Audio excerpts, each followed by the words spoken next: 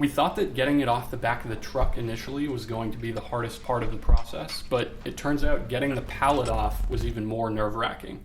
We borrowed our neighbor's even smaller forklift and got it mostly under the center of gravity of the machine, but it was pretty precarious. The forks don't extend under the entire casting, so it was fairly unstable, which we were pretty nervous about.